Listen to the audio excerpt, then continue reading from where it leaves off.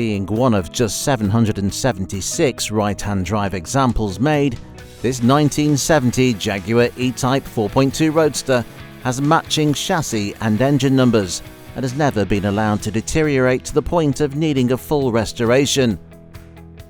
There's an extensive history file dating back to the 1970s. In the mid-70s, it was purchased by TV and radio star Noel Edmonds.